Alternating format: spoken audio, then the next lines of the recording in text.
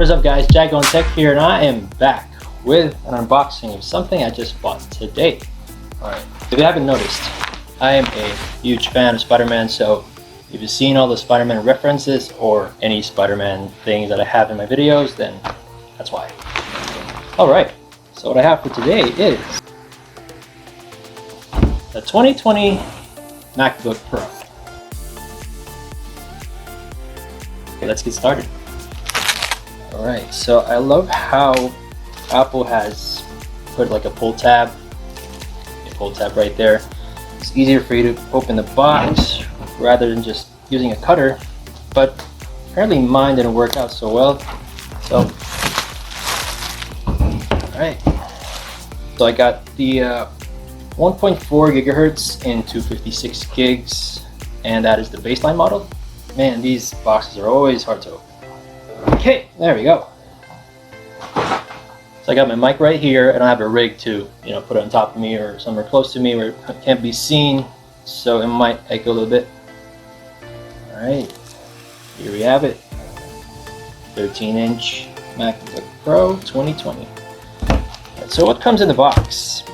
Well, it comes, since this has no more USB-A ports or anything else, it's just USB-C straight up.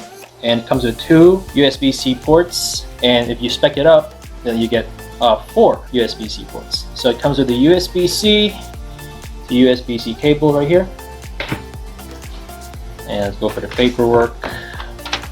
Alright, so MacBook Pro, just like a startup guide, show you how to boot it up. And another one, well, this is from Hong Kong, so there's one in English and one in Chinese. And other, fine print. And new to my eyes personally, space gray Apple stickers. Can't be seen because of the light, but these are supposed to match the space gray on the laptop. So there you go, space gray Apple stickers right here. And the charging brick. So we got 2 pieces. I believe this is around 60 watts. And you slide it on there. Wait, no. Yeah, you slide it right. You slide it like that. Then you're good to go. Alright, let's get to the main event.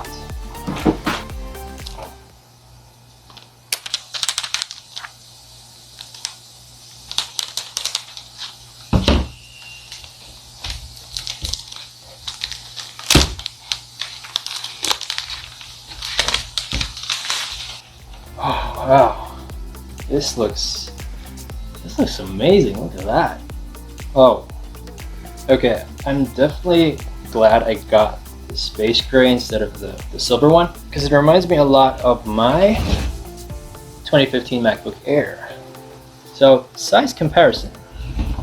Since the MacBook Air, 2015 MacBook Air has bigger bezels, it leaves a bigger footprint. See, for the 2020 MacBook Pro, they shrank the bezels and just made it an even more compact and portable device. So that's why it's a lot better. Okay, let's boot it up. Okay, so you get that protective film. What's cool about this is it boots up right away once you open the laptop. As you can see, it's booting up. I didn't have to press anything, just lift it up and it's good to go. Alright.